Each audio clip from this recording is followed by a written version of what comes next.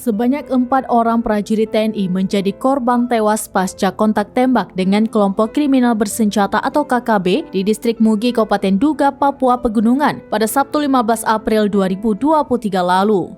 Salah satu korban yaitu Pratu Anumerta M. Syukra Ilhamda asal kota Pariaman, Sumatera Barat. Sebelumnya, tim gabungan telah berhasil mengevakuasi para prajurit yang selamat kurang lebih 20 orang dan 4 prajurit yang gugur dalam kontak tembak tersebut serta 1 orang masih dalam pencarian.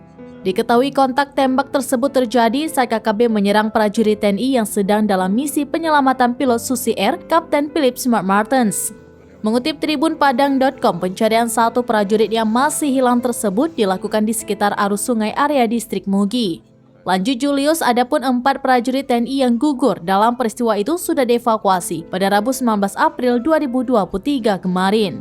Para prajurit TNI yang gugur yaitu Pratu Miftahul Arifin, Pratu Kurniawan, Pratu Ibrahim, dan Pratu Syukra Ilhamda yang berasal dari Yonif R321GT131 Kostrad. Julius menyebut keempat prajurit yang gugur sudah dievakuasi dan akan dikirimkan ke masing-masing alamat duka. Sementara itu, rumah duka Pratu Anumerta M. Syukra Ilhamda yang meninggal dalam tugas di Papua dipenuhi pelayat pada Kamis 20 April 2023. Rumah duka tersebut berlokasi di Kampung Pondok Pariaman Tengah, Kota Pariaman. Pantauan wartawan di lokasi terlihat ada puluhan pelayat sudah berada di lokasi itu menunggu jenazah datang. Berdasarkan informasi yang diterima tribunpadang.com, jenazah akan tiba pada Kamis 20 April 2023 siang. Meninggal saat tugas di Papua, dan ini kondisi rumah duka pada siang hari ini.